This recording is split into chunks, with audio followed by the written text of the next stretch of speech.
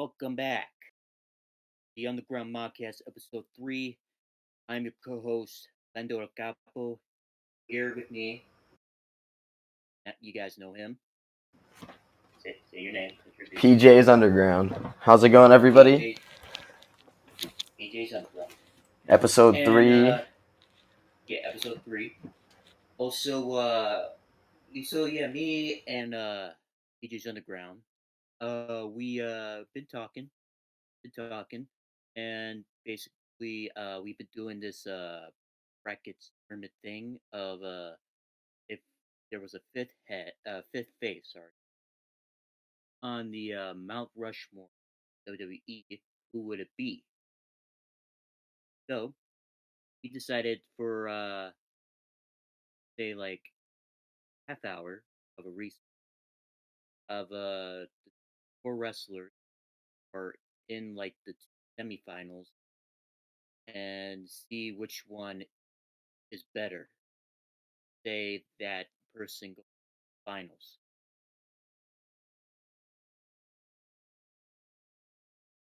Yeah, so the first. Do you want to start with the left side or the right side of the bracket first?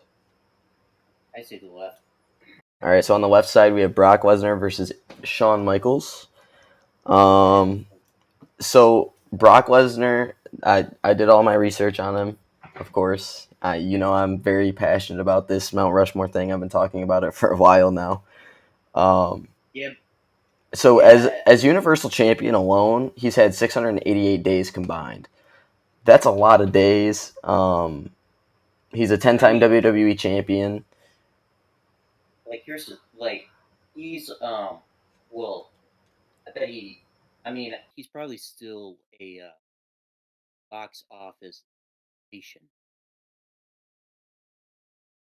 Oh, absolutely. I mean, if you're Vince McMahon and he's not giving a draw, why would you keep bringing him back like they do? Yes. And he's a part timer, but I mean, back in from 2002, from 2000 from 2002 to 2004, um, he was just the next big thing. Well, yeah, they built him up to be the next big thing, and then he ended up leaving, though, which definitely deters his legacy as a whole, because if that was his prime. I mean, yeah, he came back when he was 40 years old, but how much can you really do from 40 until now? Not much. So he's had a lot of reigns, but 688 days in what, 4 reigns? I don't have the 3 reigns in Universal. I mean, that's pretty impressive. That means each of them is roughly 200 days, right? But the thing is, how much did he really change the game? When you talk about Shawn Michaels might not have the accolades that Brock Lesnar has, such as like the Money in the Bank winner.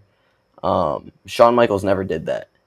10 WWE championships. Michaels only had 3. But Shawn Michaels brought flamboyancy to the table that no one had ever seen before, and it worked. Yes. And look, I mean, he had such a big influence. Look at Rick Rude. Look at Dolph Ziggler, per se. When you talk about like the coloring of like the tights and things like that, he was really the first person to be that out there besides like Macho Man, you know? And the earrings and all that stuff, he kind of brought it to the forefront. That's big. That's huge. I mean, he really did change the game. So if we're talking about Mount Rushmore, personally, I'm taking HBK. I don't know about you. Like, Brock Lesnar has great accolades. He's done a lot in professional wrestling as a whole. But when you talk about TV time too, he's not a week in, week out kind of guy. Brock Lesnar never has been until recently. Yeah, and I gotta agree with you with that. So yeah, I'm gonna go with Shawn Michaels. And I mean, when you talk about Shawn Michaels too, Brock Lesnar only has WWE championships. Shawn Michaels has 3 Intercontinental championships under his belt. He has 6 tag team championships under his belt, and he was the first ever Slammy winner. First Grand Slam champion ever. First Grand Slam champion and the first ever Slammy winner. Like, the Slammy Awards, look at how far they've come. That's become a huge thing in WWE, and he was the first ever person to win one. Yes. What was it, like wrestler of the year? Yeah, Something like that? yeah. Yeah. He was in the first ever ladder match. WrestleMania 10, he really did show out. He was in the first ever Iron Man match, first ever Hell in a Yes. Cell match. Yes. Talk about changing the game. You have to mention Shawn Michaels, and if you don't bring Shawn Michaels up in some way, shape, or form, then you're lying to yourself about who one of the greatest of all time is. And he's known as Mr. WrestleMania, even though he has more losses than wins at WrestleMania. I mean, yes, but puts on a good show. Puts on a good Exactly. No, show. every single time that man steps into the ring, whether it's WrestleMania or Raw, he would come in and he'd show out because that's who he was. He's a great performer, and that's why he's my pick. I mean, honestly, if you can disagree with that, I have a hard time believing that you really follow professional wrestling. You know what I mean? Yes. He really is the showstopper. He didn't get that nickname just because. Like he's been doing this. Well, he had been doing it forever. Had he not gotten his back injury from that Like coffin, I swear to God, Shawn Michaels might have gone down as the greatest wrestler of all time. yes. And I think he had like the first, actually no, never mind. About to say, did he have the first ever L? But I just think that till now that like I think the first one was like Stone Cold versus Triple H. Yeah, I believe Stone Uh, Cold was in the first ever one. I remember reading a WWE magazine back in 2000, I want to say 2011, and it was in there. It was in like one of the quizzes or something like that in the back of one of the magazines. yeah, But and yeah, I mean, he really is a once in a lifetime type of talent. Everybody who grew up in the 90s or like the 80s and got to see him blow up as a wrestling fan, I envy that. I 100% envy that because Shawn Michaels, even though I got the tail end of his run, everything about him stood out to me. Even when he wasn't as flamboyant and, he was more, the God guy and stuff like that in 2000s, he still would put on yeah, a show. I mean, every single match he had when he retired Ric Flair, the right way, by the way. That match that he had was not the right way to go out, but when he retired Ric Flair the right way, that match goes down as one of the most iconic WrestleMania moments. yep. Yeah, it was like a career threatening match that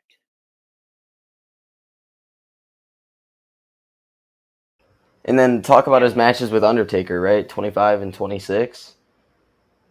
yes, Shawn match of the Michaels, year. yeah. Those were the number one, the matches of the year. Number two, two of the greatest WrestleMania matches of all time. There's a reason he's Mr. WrestleMania. Win, lose, or draw, he's putting on a spectacle, and everyone is enjoying it.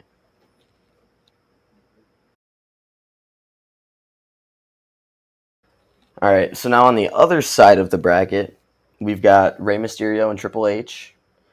And so I'm biased because Triple H is my second favorite wrestler of all time behind Chris Jericho. Okay. But when you I mean, talk about accolades, Rey Mysterio, he's won his fair share of cruiserweight championships. He's won his fair share of. He's had a couple world championships, but nothing crazy. I mean, his only WWE championship reign lasted like an hour.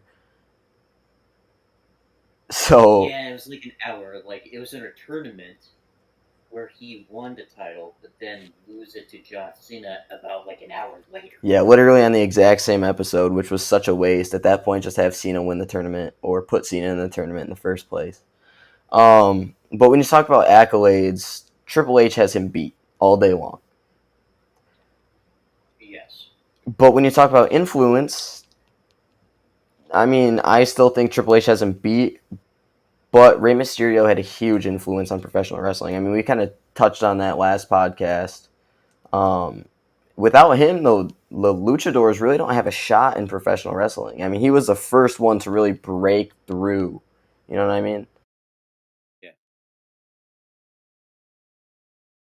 He like yeah, the first luchador that ever break through and made it to the big league.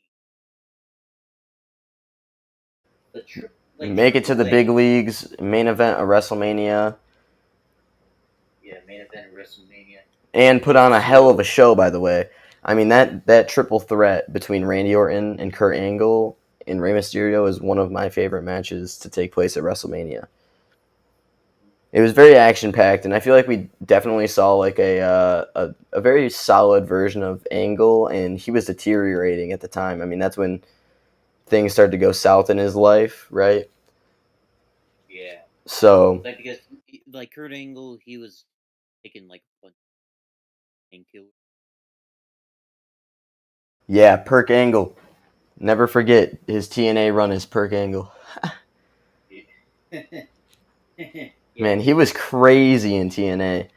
He did that yeah, stage dive. I don't know if you remember that, but that stage dive, the cage dive that he took. I mean, he was on some another level of God mode when he was Perk Angle. yeah. And yeah, like Rey Mysterio, like he wins some championships everywhere he go, everywhere in except for like W. Like even though yeah he was in ECW at one point and he won W. He also won WC Tag Team Champion and then won WCW Billy Kidman. Like let me just say this: like the WCW Cruiserweight Tag Team Championship was a base because this like it was introduced like a few weeks before like WCW was shut down. Yeah, well, I mean, WCW at the very end was having such a hard time producing anything. I'm sure that it was kind of just like a scramble for them, you know? Their ratings started just plummeting because what was happening was the creative was controlled by the talent, and you can't do that. I mean, AEW is having problems now because that's what they're doing. And apparently, there was like an emergency locker room meeting where Tony Khan asked all the talents to come because there was fighting backstage and people weren't getting along, people were leaving, stuff like that. So, I mean, it is a problem to let stuff like that happen, and eventually companies start to scramble. And a cruiserweight tag team championship. I mean, I just think that's such a bad idea. You already have such a small division. You're already breaking it down and kind of setting it aside in the first place by having a cruiserweight championship. So to have a cruiserweight tag team championship just seems so far fetched and something that would never really work Like out. yeah, like you gotta have like a division, good division, and a couple of guys that like worked worked good together. I mean, like you could have a tag team that like they're two people with like different gimmicks, you know, like they're good pals, good buddies, you know, or Yeah, like have like a couple of like luchadors, you know. the only thing is, in terms of like the cruiserweight division, so when you do like a cruiserweight championship, you have dudes like Finn Balor who can meet that expectation, like for the weight limit, you know, and go for a cruiserweight championship. But at the same time, you can't do that because they're big people, like they're in the name of the company, right? So you want them to be pushed as like championship challengers, WWE championship challengers, or WCW championship challengers, right? So if you just break them down as cruiserweights, then everyone's just going to be like, oh, well, why aren't they pursuing the cruiserweight championship? And that's where WWE struggled too, right? Because what they could have done, like Neville, when Neville was cruiserweight champion, he brought a lot of ratings with him because people loved it. But he could have been a big player in the normal scene too. and they slept on him, and that's why he was unhappy, and that's why he left. Also dropping the championship to Enzo Amore, but that is what it is. Yeah. The King. Yeah, it was better than like and that gravity got given. Yeah, no, Like Neville is such a natural heel. He can play that role so well. I mean, look at Pac now in AEW. He's over as over gets. You know what I mean?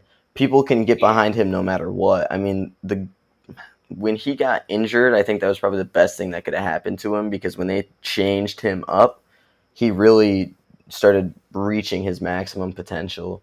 And like I said, like if he could have been any sort of champion, he could have been Intercontinental champion, he could have been WWE champion for all I cared because he's over. But to just push him as a cruiserweight, you diminish his value because all he is doing is fighting dudes smaller than him, and that's not what the company is about. That's not what professional wrestling as a whole is about. You have guys like Big Show who can be beaten by guys like Rey Mysterio, guys like Finn Balor per se, right? The smaller guy, the underdog, can win, and that's what professional wrestling is about because it's not just about how big you are; it's about the booking.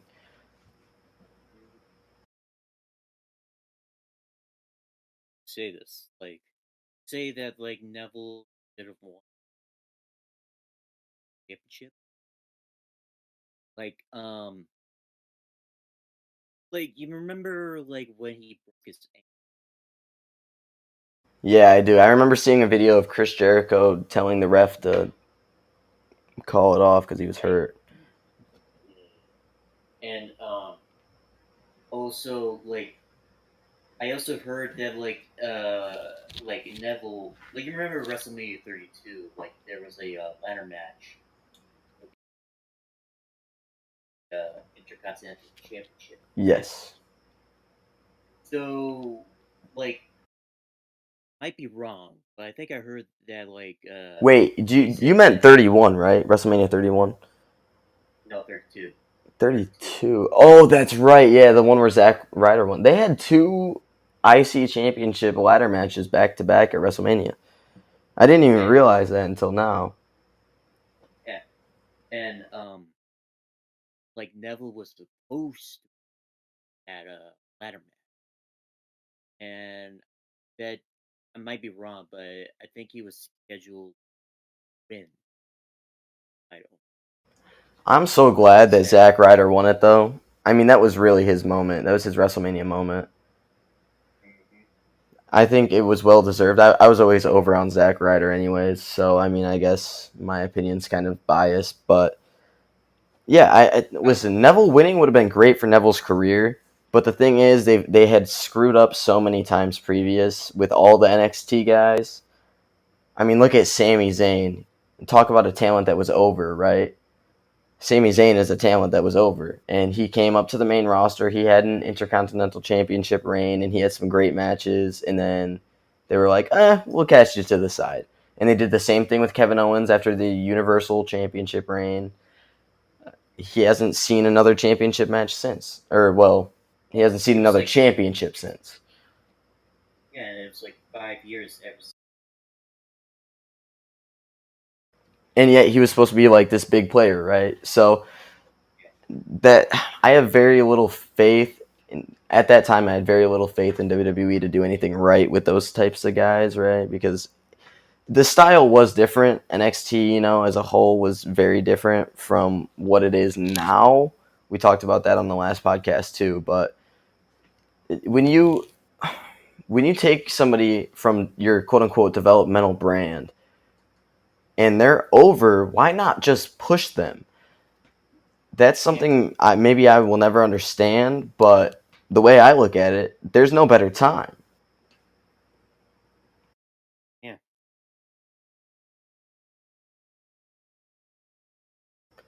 So, anyways, back to the Mount Rushmore. I yeah, know this is usually what yeah. I happens. was about to say. Yeah, we spiral a Wait, lot, but that's okay because it brings up interesting I mean, conversation. So,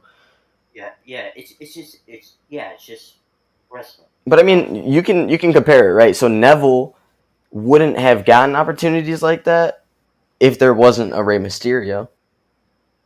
Yeah. Talk about changing the game. Rey Mysterio made the little guy something that was feasible, a winner per se. Yeah.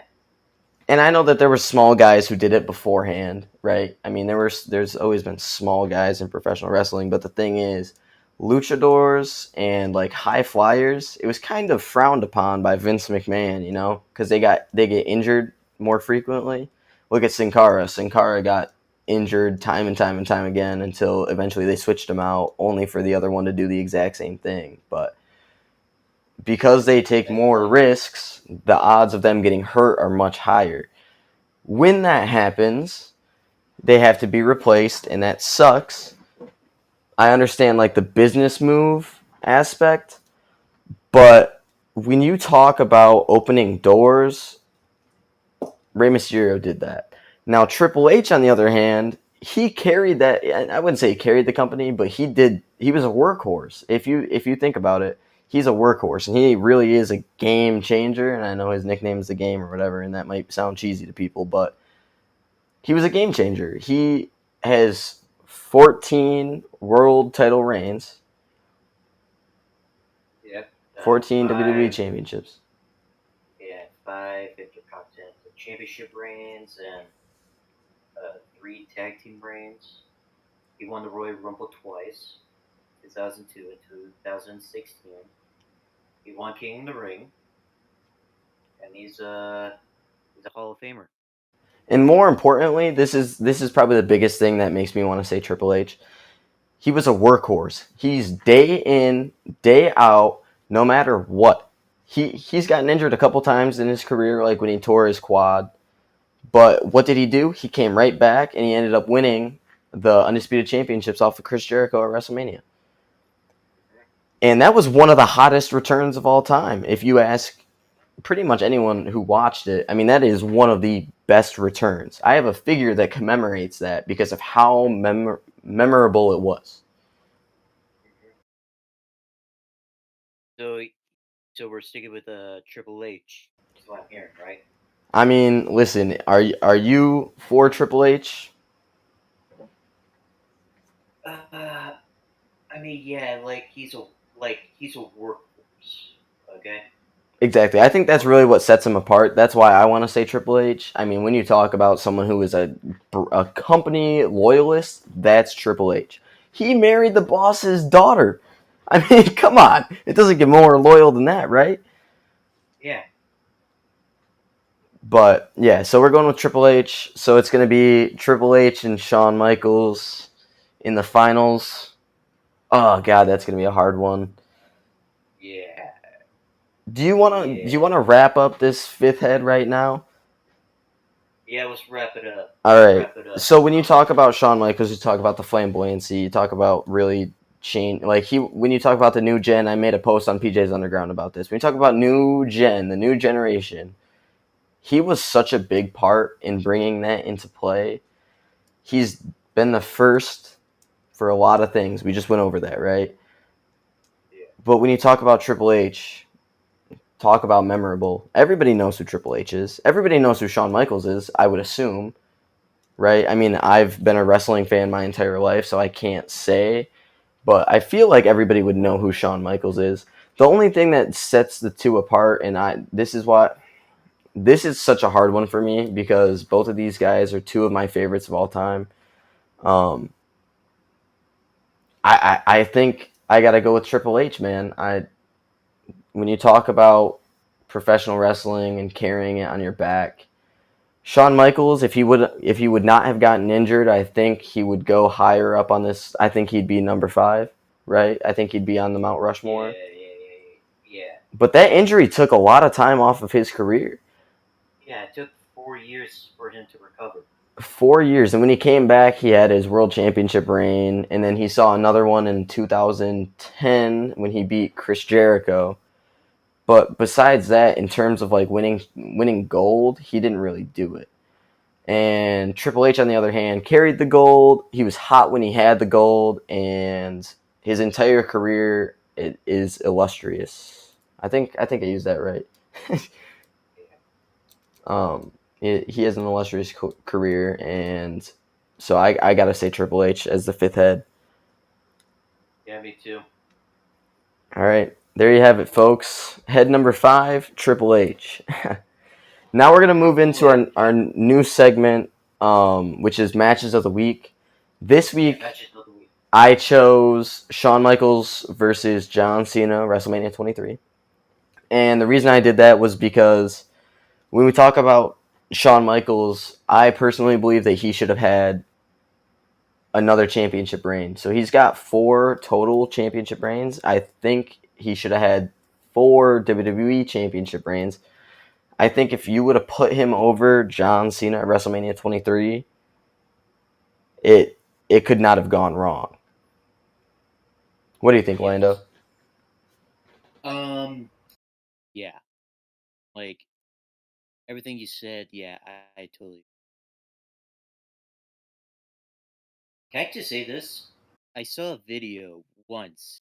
Like it was like during like the beginning of like right after the bell rang of the John Cena Shawn Michaels. That some drunk guy was like was like being escorted by security uh uh while like the matches started. Like I saw it like on YouTube like a long time ago, where a drunk guy was being escorted by security out of the arena. That would suck. He missed the match Yeah, of a he missed an incredible match. And you know what sucks yeah. about that is I could have been there. I would have been really young, but I could have been there. It was in Detroit, It was in Michigan. yeah, it was in Detroit. Yeah, I would do anything to go back and be like, take me there now, you know? So what stuck out to you about that match? So for me, like when I was watching it, when Shawn Michaels hits that super kick, when John Cena turns around, I don't Yeah, know if you caught that part. He turns around after talking to the ref and boom, super kick.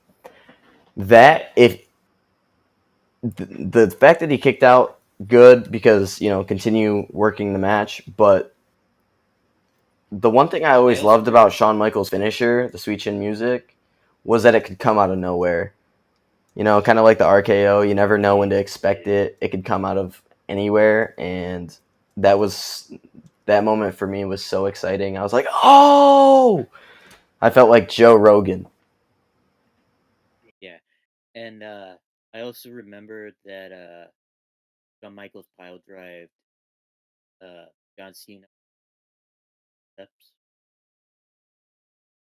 Yeah, and it was banned then, right? Wasn't it banned like right after Stone Cold got I injured, right? mean, no, because they still use the pile driver. Well, they still use it, but I heard that I thought it was like frowned upon. I mean, yeah, like Like when CM Punk did it to John Cena, I thought it was like a frowned upon thing because I it's so mean, dangerous. yeah, I mean, use like they use their legs like kind of like a pillow, like they're not actually like smashing their heads to the mat. Like they're just like using like their like thigh safety safety while they're like acting like they're slamming their head to the mat. Yeah, I mean, the whole thing is, it's not meant to hurt somebody, but it is a dangerous move. You make one small miscalculation and someone gets hurt seriously. So, I mean, Yeah, look at Stone Cold. Well, we'll use him as an example. One small miscalculation by Owen Hart, and Stone Cold's neck was broken, and that took some time off of his career. He probably could have been wrestling all the way through, probably like 2006. I mean, look at Ric Flair. He wrestled all the way through 2008. yeah. But yeah, when you talk, so Like let me just say, the safest pile driver is got to be the tombstone. 100%. Yeah, that it's also one of the most protected finishers out there. tell you that much. Until Brock Lesnar comes along, of course, because he's that guy, I guess. But yeah, so the reason I picked that match was because we were going to talk about the fifth head, and you can't talk about Shawn Michaels without talking about the showstopper, Mr. WrestleMania, right? That's a prime example of him putting on a show at WrestleMania. I mean, he really did kill that. Yeah. And you know what I love? I love when he does the super kick and he falls to the ground with his opponent because of how drained he is. That will always be so over for me. Like, there's something about that that's just so pure. If he would have, there's a point in that match where he super kicks John Cena, and if he doesn't fall down from exhaustion, he wins that match. And I genuinely think you could have left it off on that. Like, have him fall onto Cena, 1, 2, 3, new champion, and I don't think very many people would have been upset. I know I was pushing for Shawn Michaels at that point in time. I always felt like he should have had another WWE Championship reign because he's such a big part of the product at that point in time in that era. Putting the strap on him never hurts. Yeah, never hurts. Because yeah, like oh yeah, it was 2002 fourth. Yeah, and that was his final championship reign was 2010. Wait, did he beat? No, he beat Chris Jericho, right? For a world heavyweight championship in a ladder match, right? No, no. His final world championship was back in 2002 when he like won the Elimination Chamber and Survivor Series. That's right, dude. That's so crazy. They should have put him over Chris Jericho too. Yeah. I mean, listen, Chris Jericho, with all due respect, is one of the greatest to ever do it. But Shawn Michaels, there's just something about him. He, as a performer, arguably the greatest of all time in ring. Like I said, I mean, there's a reason they gave him the nickname the Showstopper. He is the Showstopper. He's where the show either starts and finishes, or where the show finishes and he does. He is such a draw and such a good talent. I can't imagine being in the creative room and saying, you know what? No, I don't want to give him the gold.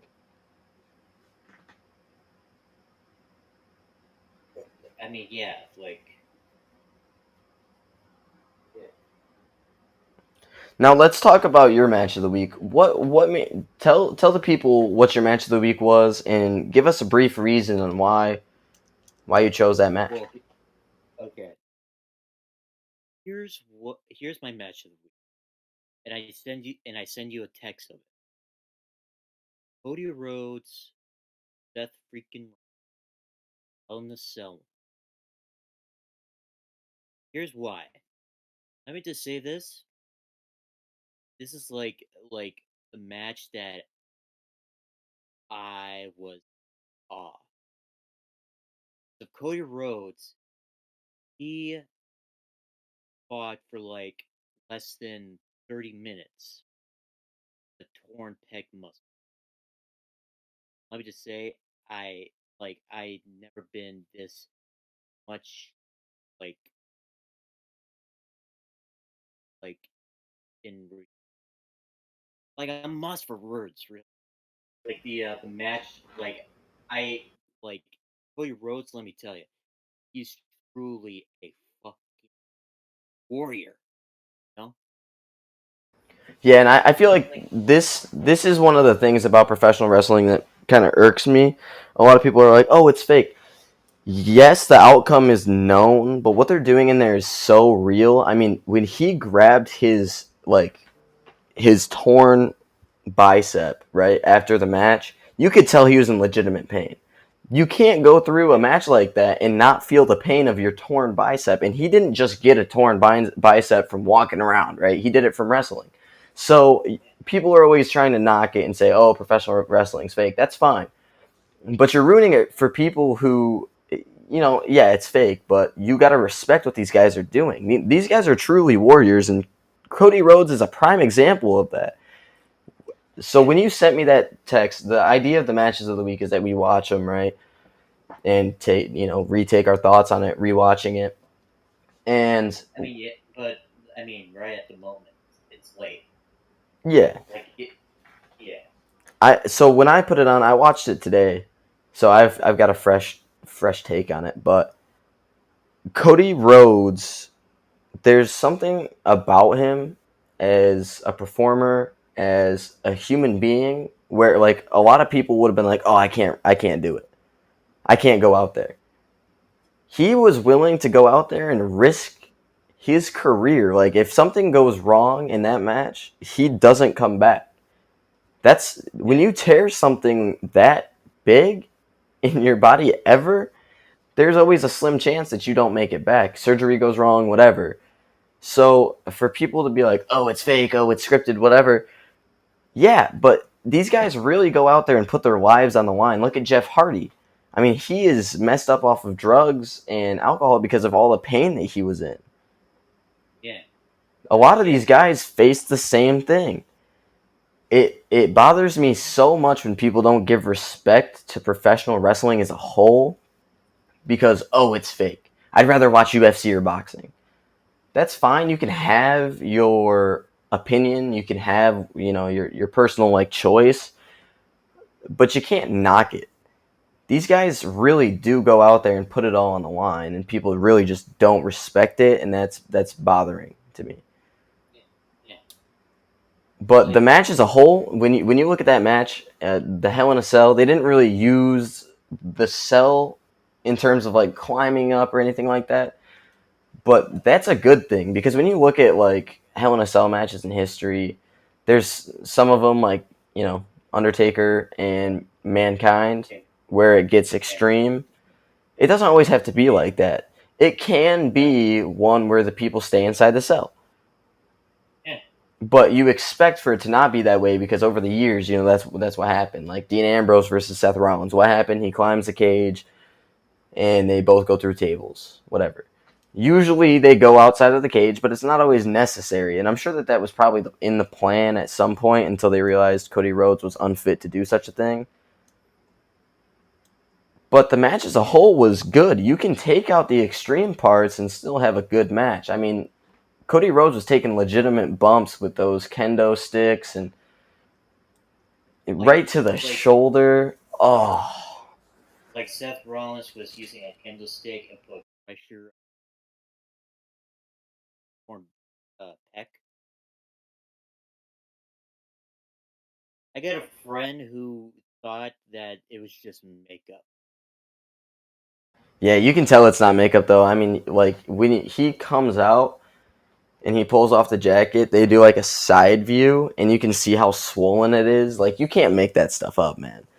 I thought it I was crap too. Like I thought it was bull for a minute, and then when I like saw actual photos of it from like WWE, the only photo I had seen at the time was someone posted it on their story. I watched it a day late when it first happened, and someone posted a photo like from their TV. They took a photo of their TV from their phone and were like, "Oh my god, look at Cody's bicep," and I was like, "Oh, it's probably just fake."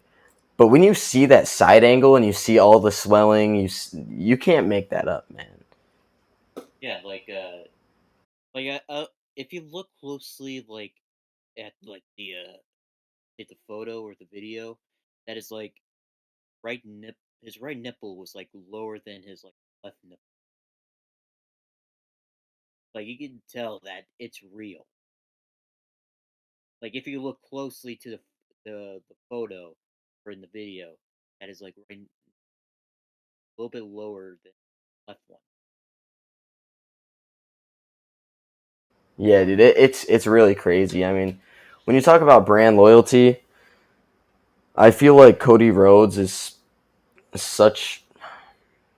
I don't even want to say brand loyalty though, because if it was brand loyalty, then he probably would have stayed with AEW. but he did have business to take care of in WWE, and I think once he comes back, he will probably get some sort of championship gold.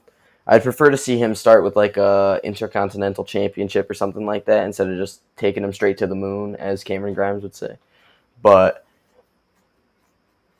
yeah, so Cody Rhodes, True Warrior, that match says it all. Like if you had to introduce someone to Cody Rhodes, that's probably the match I'd put on nowadays. Yeah, I mean, he's a hell of a performer, and he put on a hell of a performance with one arm. yeah, just one arm, one pick.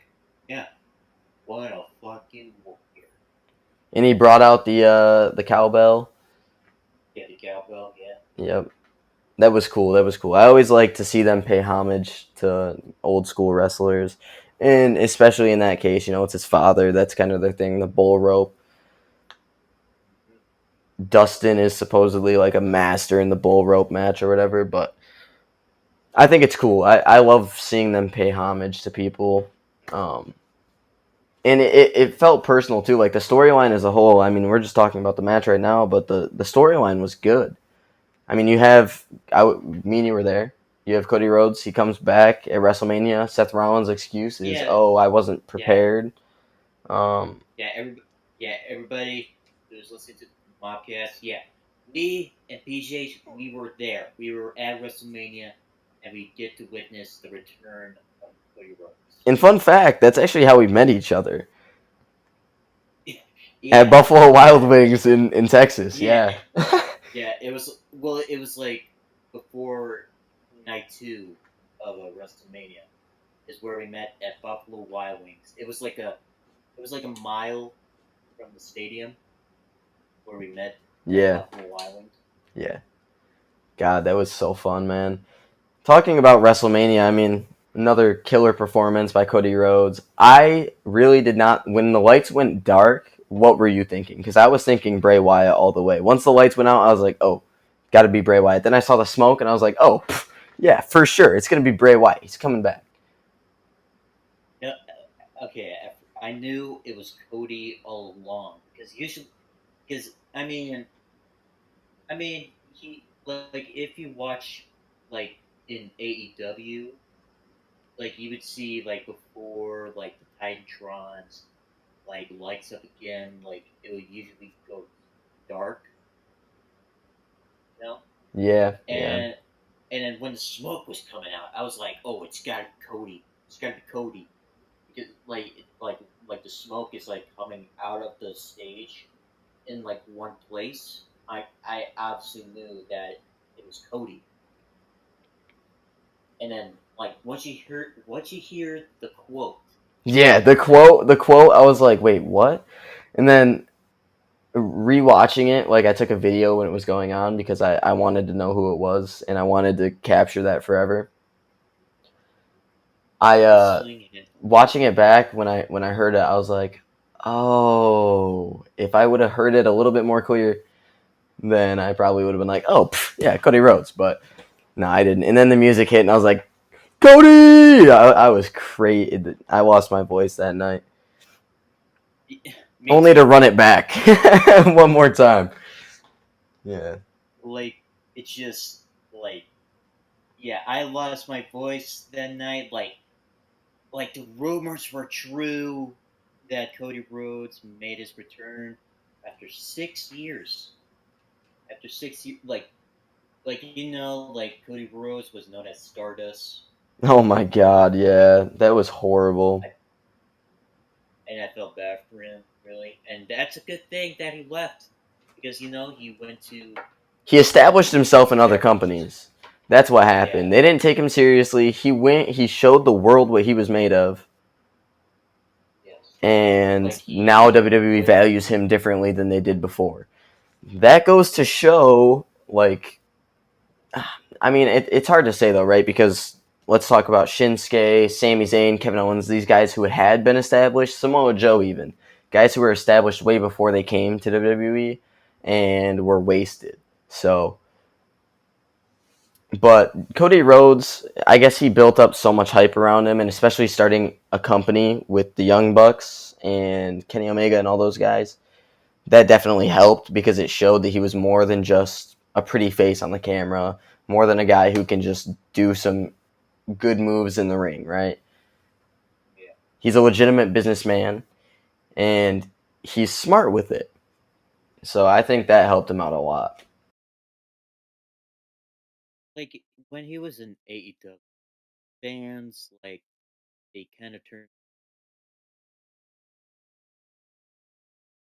like when he was like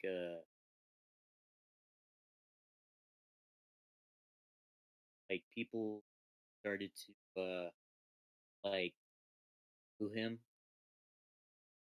like because like the fans want him. You know what I mean? Yeah, I that's the thing that kind of that bothered me a little bit because Cody is such a workhorse too, day in day out, and I don't know, it bothers me a little bit, but It's just they were fans. like, It's just fans. oh, Real like with his fan. rivalry with Sammy Guevara, dude, that match that they put on together was crazy, but all they do is they complain, oh, Cody Rhodes, he's a sellout, oh, yeah. Yeah, but he also dropped like a pipe bomb. Like it was like a week before the ladder match. Dropped a pipe bomb saying that the reason why he that he doesn't turn or didn't turn heel is that he I forgot what he said, but like he doesn't want to turn heel because he I forgot what he said, but yeah he started dropped the pipe bomb saying that why he doesn't turn heel because like it's just that like he's a workhorse and he just gives his like himself, to the crowd. Yeah. And the fact that he was getting booed and then all of a sudden he comes to WWE and everyone's like, "Oh, it's Cody." Like, come on, man. That is such a bull move, man. You guys are booing him and then the second that he moves to a different company, he's the same character, dude. He literally got the rights from AEW to go to WWE with the exact same character and they're like, "Oh, but it's Cody." Why would you not want Cody to win? What? You were booing him just a month ago. You want to know something? I got one word to describe like the audience. Oh, I'm all ears. Fickle. They're fickle. Fickle. Yeah, that's a good word. That's a solid word. Yeah. Yeah, just yeah. Fans, yeah, usually they're fickle, as what Brian Danielson would always say. Dude, Fickle. professional wrestling fans suck. There's always like this talk like, oh, AEW is better, WWE is better. Why can't we just enjoy wrestling, man? Like, Yeah, like who cares what's better and what's not? If you want to watch AEW, so be it. If you want to watch WWE only, so be it. You watch only NXT, for all I care, so be it. yeah, or just like any other company in the world, like New Japan, Ring of Honor, Impact Wrestling. Yeah, everybody has their preferences. I don't understand why there's always got to be like some competition. It's different, man. When you look at AEW, AEW is very different from WWE. I mean, the booking as a whole is very different. Yeah, And yeah, you can say, "Oh, well, AEW." The biggest thing I've heard about AEW, the biggest hate I've heard on AEW comes from the WCW fall. Right? They're like, "Oh, they're just doing exactly what WCW did, and they're gonna have a fall." If that happens, right?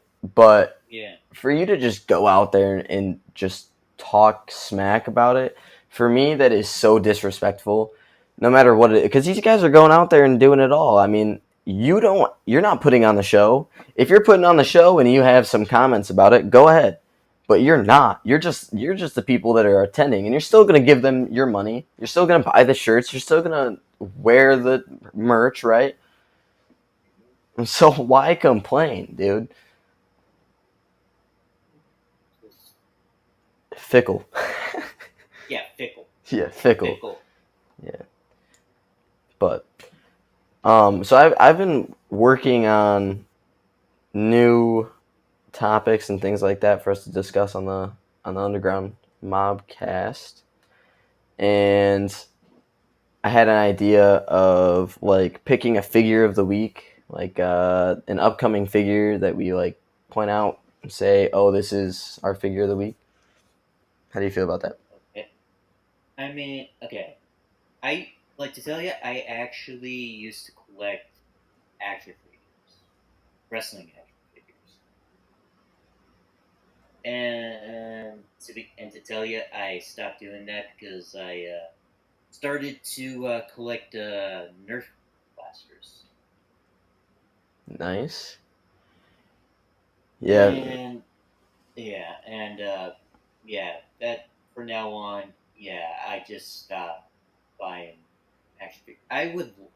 I mean, if I buy an action figure, then yeah, like Well, I was for gonna say example, like so ringside collectibles. I don't know if you know who that is, but I know what Rick's I figured you would. But yeah, so ringside collectibles. They post like the up and coming whatever. I was Yeah, gonna say we could like pick one of them and say, oh, this is our figure of the week. Here's why. This is what I mean. But we don't have to. That was just an idea. I've got a couple more that I can roll out too. But let's okay, see. What other talking points are there of this week? Oh yeah. So Worlds Collide. Let's start with that. yeah, Rick's Collide. I am I so upset that Braun Breaker won. I am Team Bate all the way, man. And especially since they released Trent 7. What are you going to do with Tyler Bate now? Release him too? I mean, I bet Talent Bay is like. I mean, I bet Talent Bay is like the heart and soul of NXT UK. Even though NXT UK now is being relaunched as to NXT Europe. Did you watch the post show presser yesterday? Or did you see any clips So from it? I only saw the part. I only saw clips. Like I saw the part where um about Roman Reigns. Oh, where he told the reporter to acknowledge him? Yeah, Yeah, I love that he stayed in character for that because some people don't like eh, a good amount do, but you will have those people who don't stay in character, and I think when you talk about kayfabe is so important. You got to play your role no matter where you're at, especially if you're a professional wrestler, because you have to sell it. I'm sorry if people don't want to hear this, but for me, like kayfabe is such a big part of the wrestling industry as a whole. If you like, social media has really destroyed kayfabe because, well, we've got all the videos of after the house shows and stuff like that, and they post their personal lives on there. But I really think keeping kayfabe is super important. And I'm glad Roman is doing that. I mean, even his social media, he stays kayfabe the entire time. He's the bad guy, right? So yeah, the ultimate bad guy. yeah. Speaking of the ultimate bad guy, what a dub! That was my prediction. I called it. Lando, I'm I thought sorry. that. Yeah, I know. I was going for Drew. I actually thought he was gonna win, and all of a sudden, here comes Solo Sokoa. That was a hell of a Solo. debut, though. I mean, that's really a good way to introduce him. Yeah, I'm glad he's with and the Bloodline because that is the best faction in professional wrestling right now. In terms of, or in WWE, I'll say, because in professional wrestling is probably the elite. yeah. If you're talking like Also, solely off of talent.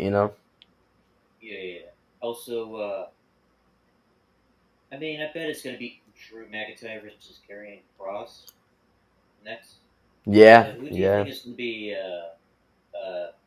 Roman Reigns' next challenger? Honestly, I have no idea, man. Like right now, it's so up in the air. I really thought it would be Karrion Cross, but he cheap shotted Drew McIntyre, so I don't think it would be I him. mean, I mean, like it's been rumored that uh, It's gonna be Karrion Cross versus Roman Reigns at Survivor Series. I'd be okay with that. I'm happy Cross is back. Hmm.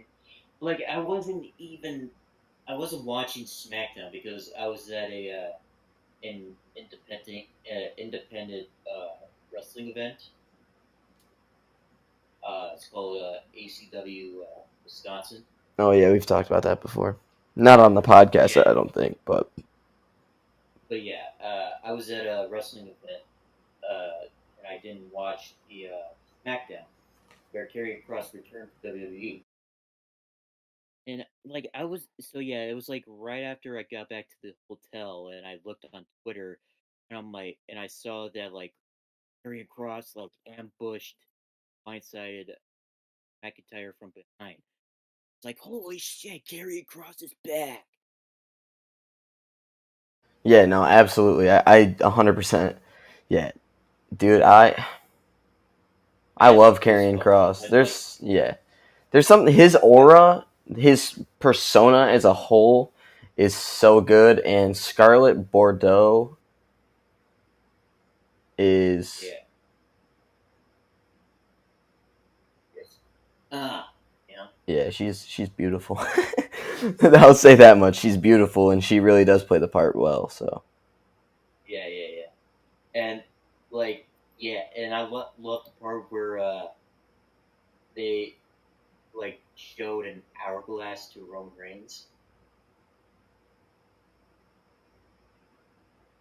yeah, the hourglass.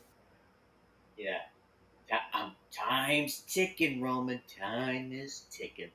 The thing is, though, if he loses the championship, which I don't see happening anytime soon, um, I would be I so mean, I bet upset. he's gonna be. I mean, I bet he's gonna be champion till like next year's WrestleMania. Yeah, I heard that they're trying to shoot for The Rock and him, but Yeah. I mean, yeah, I don't even but want to see that, dude. I hate The Rock.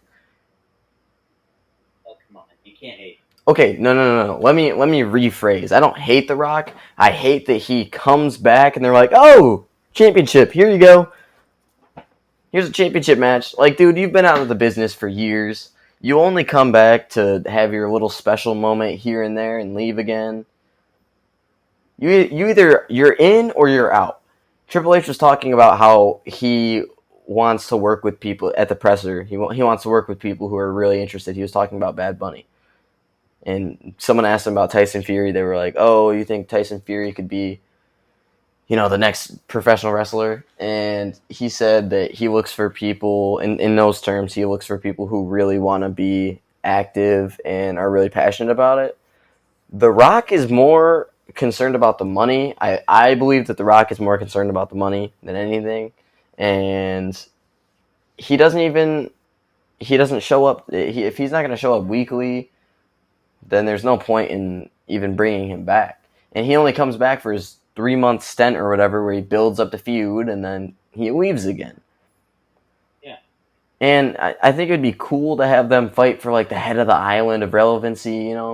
But dude, they're not even. I don't even think they're actually related, are they? I'm pretty sure that's made up. Are you, are you sure though? I'm Like, pretty sure you're, it's you're either that they're not like blood related, or it's just not like true at all. well, they're part of the Hawaii family. Yeah, I think The Rock. I'm pretty sure he's married in like Rocky Johnson is. Ada Johnson and Rocky Johnson. Like I, Ada's part of the Hawaii family. yeah, I think he's married in. Well, yeah, Yeah. like that. They're still So cousins. so yeah, I mean, listen, The Rock really isn't. It's like the Italians, right? The Italians, if you're not actually Italian, you can't be a Don. If you're married in, then how could you possibly be the head of the table? Yeah. That's so. I mean, sure, you got to play kayfabe, whatever. They're cousins. They're shit. Make them brothers for all I care. But you know what I'm saying? But the thing is, if you have Rock come back and take the straps off of Roman, I quit, dude. I give up. When he came I back and mean, took the strap off of Punk, I was so mad, dude. That was the worst Royal Rumble I have ever seen because of that moment. like, what to say? Oh yeah. Uh, I mean, if like, would you be fine if you know, say like Roman Reigns doesn't go into the room and say that the rumors are true that it's going to be The Rock versus, but like just a regular match. Say that Roman Reigns isn't going to be champion, walks into WrestleMania, like he just lose championship like months before WrestleMania. I listen. I want to see Roman Reigns retire with the championships. Okay. I mean, I don't first, know if you can blame me for saying that, but I really do enjoy. I've been enjoying every second of his heel run. The I mean, bloodline, even when they brought the bloodline in his faces, I was in with it. But as heels, oh my gosh, dude, I am sold. yeah, and imagine if like Solo Sokoa, double champ, like title Dude, could you imagine they just unify all the belts with the bloodline?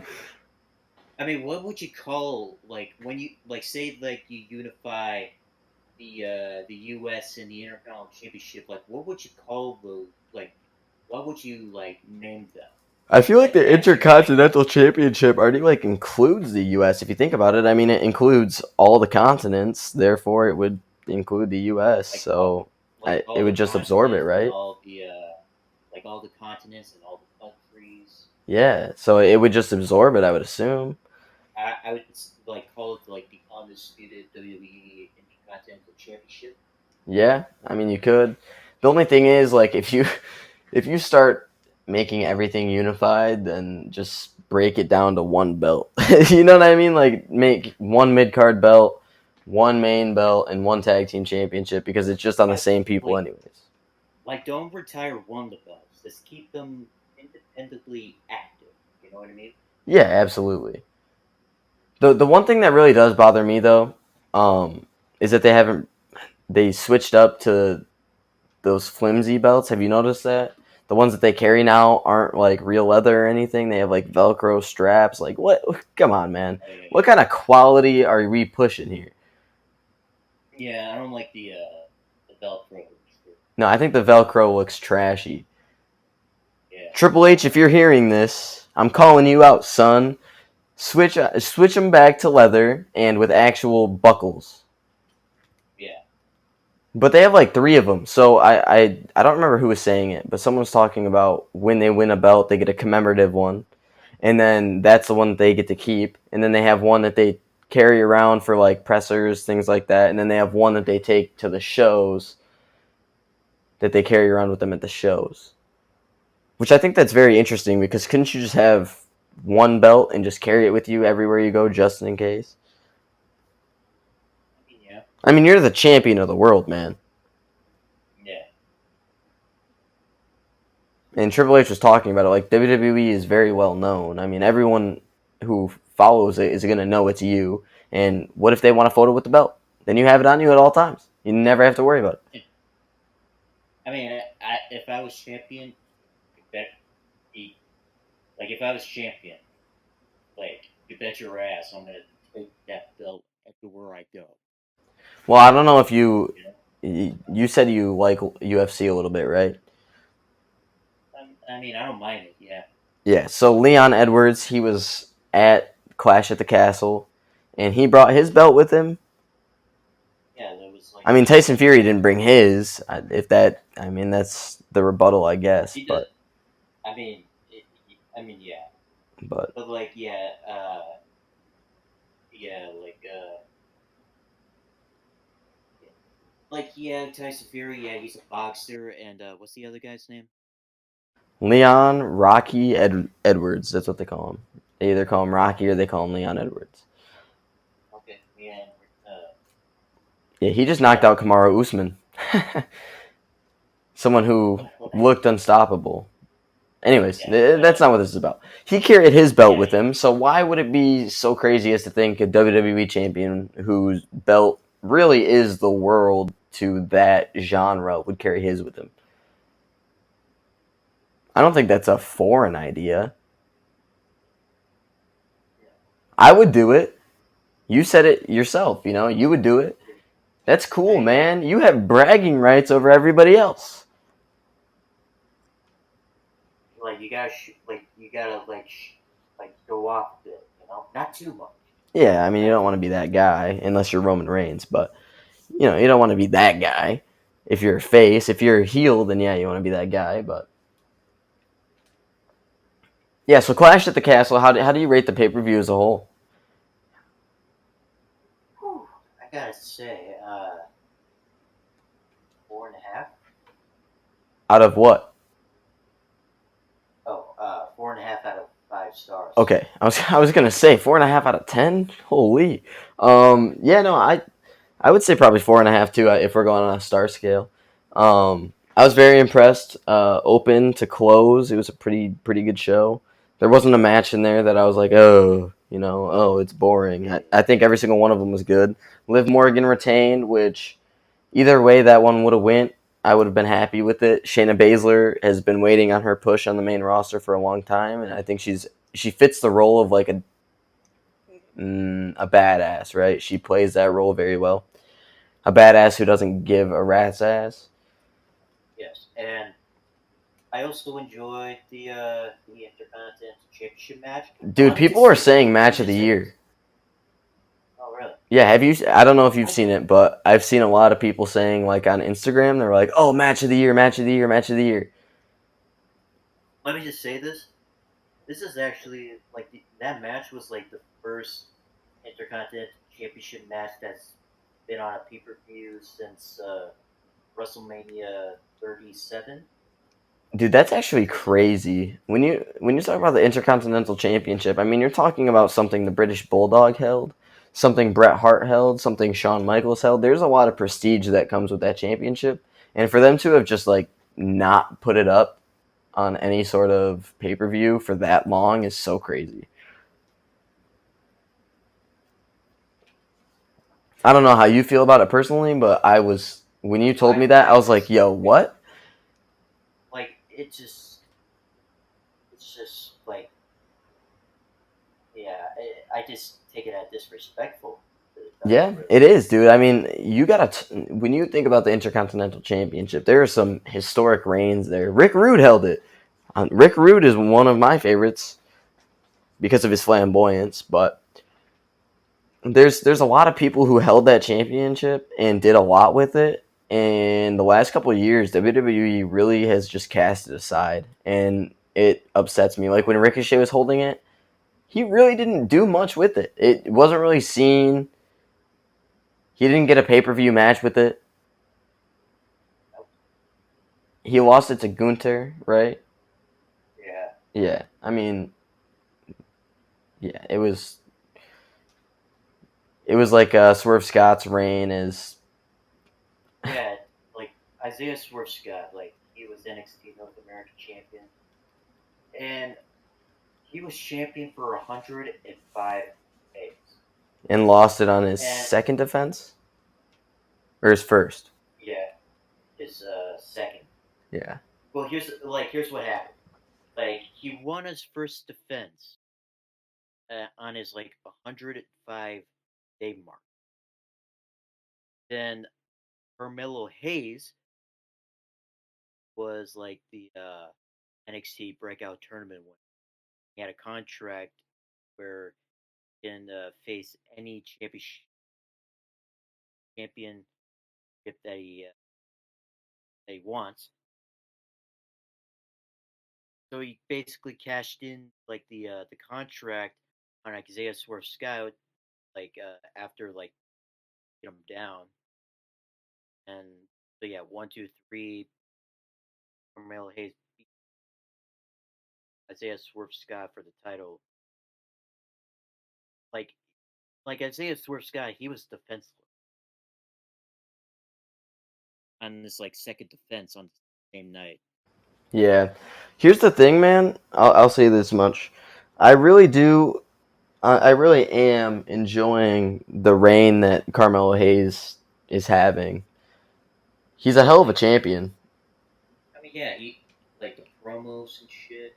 Yeah, dude. And did you see? I don't know if you watched, but today, I mean, they did all the banners of the people that he's beaten, and I laughed when I saw it. I thought it was hilarious. Yeah, And then he put like Ricochet's up. I'm like, is this? Yeah, this guy is like the next. I want to say the next big deal, but maybe he's like the next Shelton Benjamin back in the ruthless aggression era. You know what I mean? Yeah, except Like hopefully the they real. don't waste him. Yeah. It's funny that you mentioned that, dude. So I was on Peacock. Shout out Peacock, #1 streaming service, by the way. If you ask me, my personal opinion, go subscribe to Peacock. Anyways, so I was on Peacock and I was watching like professional wrestling as a whole. You know, I was just watching WWE stuff on there, and they have like start to finish like rivalries, and I saw Edge versus Cena, which is arguably one of the best rivalries. It was told over such a long period; it's kind of hard not to say that it's one of the best, right? And the storyline there is immaculate. Anyways, so I was watching that, but the thing is, it takes you to the full episodes. So I got to see like Shelton when his gimmick was that his mom was with him to get him back on the winning track. I don't know if you've ever seen that, but I remember the mama thing. yeah, dude, that is so funny. That was such a good gimmick. I mean, it's stupid, but it worked. I mean, people were over with it. So, Yeah, everybody just be chanting "Mama's boy." yep, yeah, dude, it's so funny. And he worked with it, and he did his best, man. But they never really gave him a shot. Yeah. I mean, he had what? How many Money in the Banks was he in? Two, right? Let's see. First one was WrestleMania 22, and then First it was one was WrestleMania WrestleMania. 21, I thought. Let's see. Or Oh, are you talking about like his first one? yeah. Well, I'm trying to guess like how many live matches that he's been in at WrestleMania. I think he was only in two, but I just No, no, remember no. he always had spectacular spots, you know. And if you they put the contract on Mr. Kennedy at one point, but because Edge got injured during the match. But why could you Yeah, not the have first. given that spotlight to Shelton? I mean, he was pretty over, and he always had cool attires. People liked him, so Yeah, the first one was yeah was WrestleMania 20, and it was the first ever Money in the Bank ladder. Next year, was that it? Bet he was not. I know he was in WrestleMania 24s. Yeah, 24 and 25.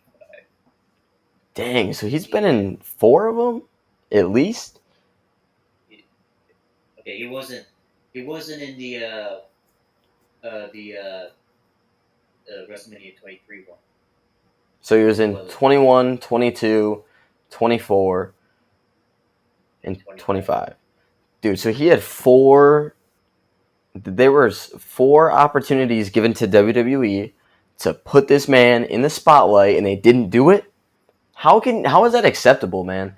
Same thing with like Carlito. Carlito never really got his time to shine either, and he was a hell of a talent. People loved him. He had a shirt at one point that said, "Do you spit or swallow?" And people loved it. It's sold. Yeah, I saw a lot of people in the crowd at this. Gosh, what was it? It was an elimination chamber match. Oh, New Year's Revolution.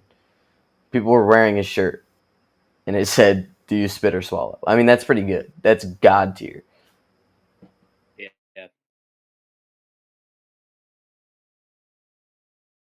Anyways, that gonna end it right here. Or is there Is things you want to talk? Do you have any comments? Clash at the Castle, Worlds Collide, anything? Any comments? Any? Nope. Do you Nothing. want to talk about all out? Oh yeah, yeah. 100%. Yeah. So let's just start with, oh my God, MJF is back. Like, I really thought he was gonna go to WWE. I don't know about you, but I really thought he was gonna go to WWE. Yeah. I figured Triple H had that one up his sleeve just in case. Yeah, he returned as the Joker. Yeah. No, when people started like saying, I saw the photos of the Joker or whatever winning the Casino Battle Royale, being handed, head of a faction. I wonder who it's gonna be. MJF, right? So at that point, it was kind of spoiled for me, and everyone was kind of saying it already, like, "Oh, it's MJF, it's MJF," when they didn't know. But let's be real, you can kind of guess. But yeah, that threw me for a loop. Daniel Bryan versus Chris Jericho, banger. CM Punk beats John Moxley. Yep. That one I did not see coming. Yeah. What was the Me point of having the match on Dynamite then?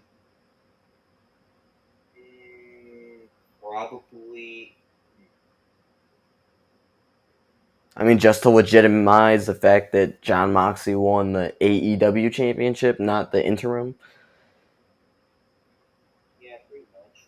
and just for him to lose it 4 days later. It wasn't 4 days later. It was like Or no, it was a week, wasn't it?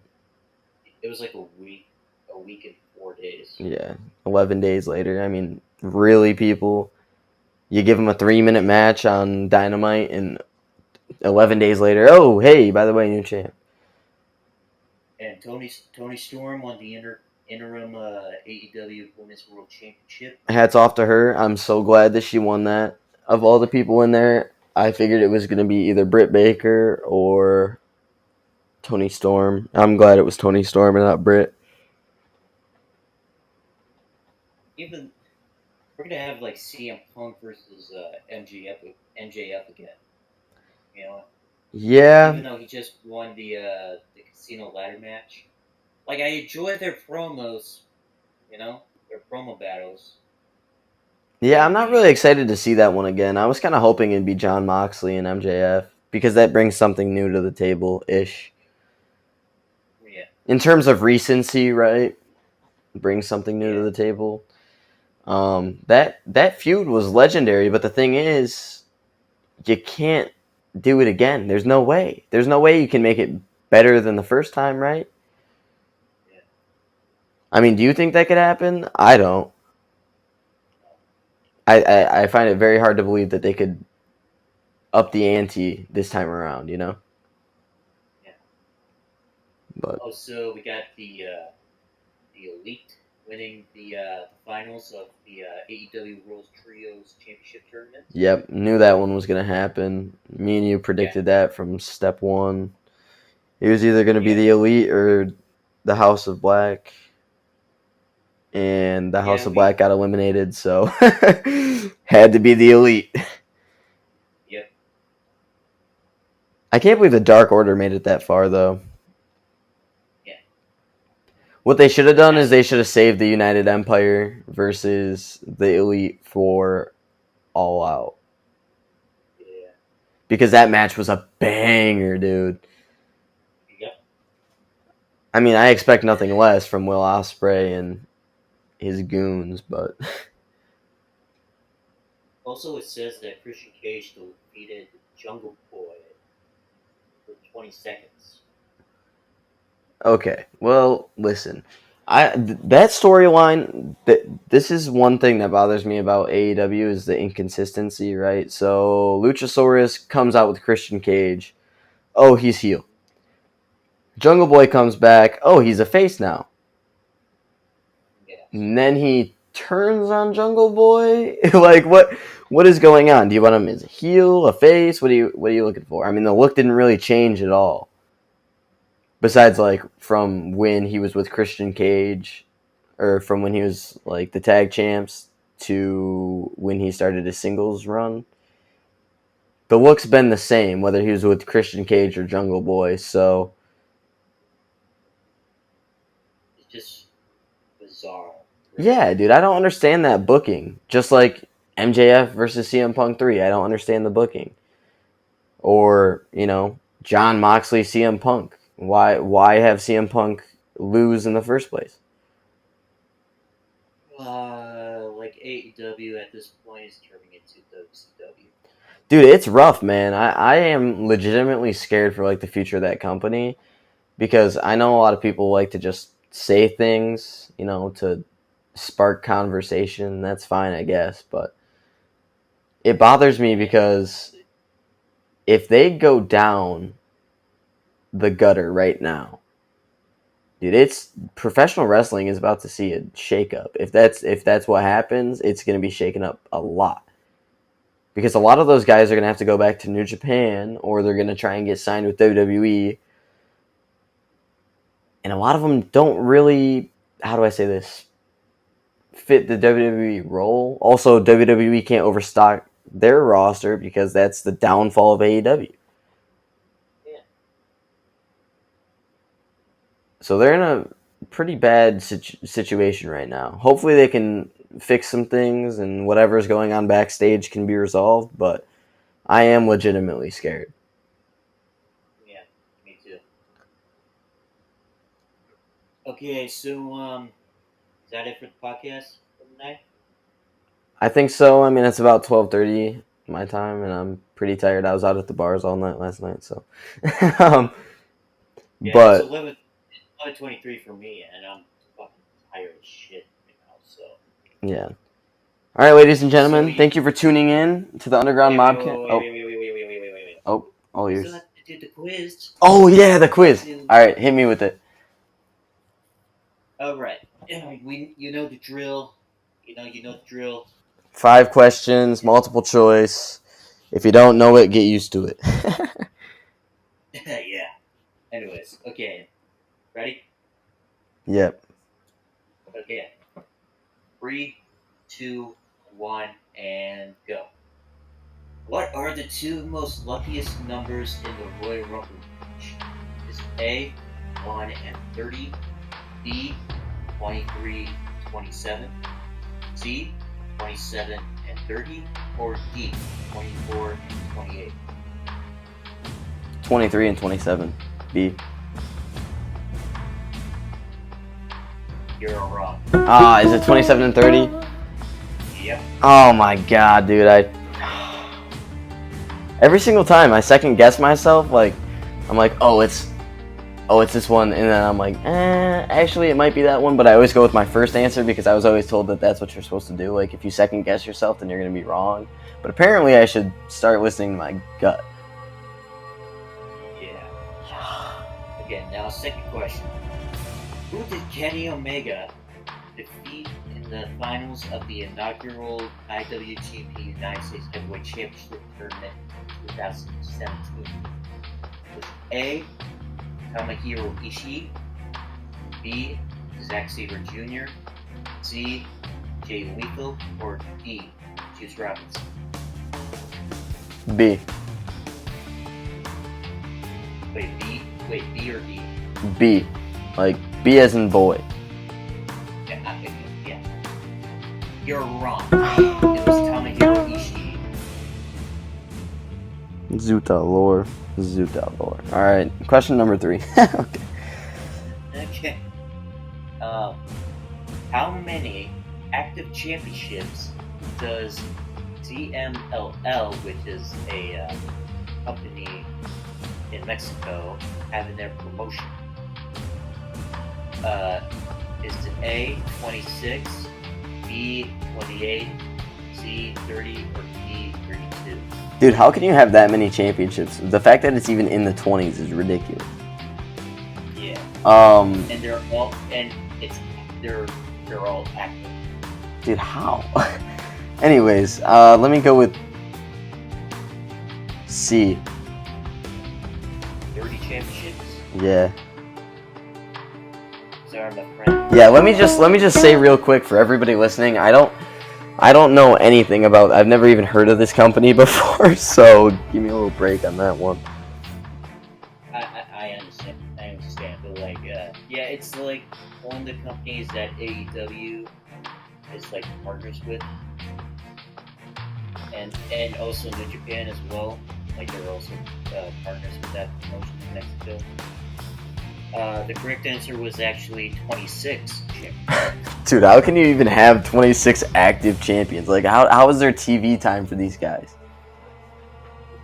I mean, some of these, like some of the guys that are carrying the championships are like over 1,000 days. Dude, that's ridiculous. I'll send you the list of the championships that they have. Yes, please do. Please do. Yeah. I'll do it like right after the podcast. Yeah, this one intrigues me. Yeah, go ahead. Yeah. Okay.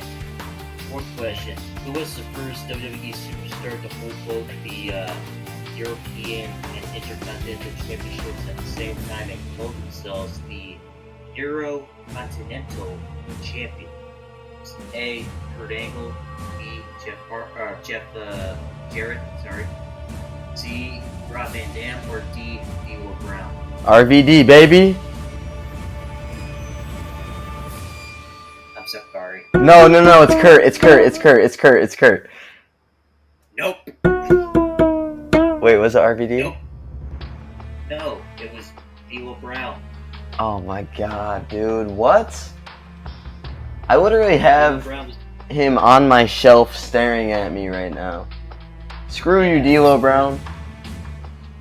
Yeah, he was the first guy to carry both the European and Intercontinental Championships. Damn it, dude. I suck at this. Alright, question 5. Okay, how many championships did Ultimo Dragon hold at the same time from November of 1996 to January of 1997? And let me just say this, he carries a record of holding the most titles in not in like in New Japan, but like of all professional wrestling. Like at the same time, just think about it. Did he hold 8? Or okay, let me start again. A, 8 championships at the same time. B, 10 championships. B, 12 championships. Or D, 14 championships. B, 10. You are correct. Thank God, dude. If I would have went 0 for 5, I actually would have cried. And I actually had to do some research of what like championships that he won. Of like all 10 championships that he held at the same time. I'll also send you the list as well. Yeah. How many of like all the championships that he held at the same time. But yeah, that's it for the Mobcast. Hope you guys enjoy. Stay tuned for next week on Sunday. My name is Lendo Capo, and I'm PJ's Underground. Yep. Thank you for stopping in and listening with us this week. And we will see you next Monday. Later.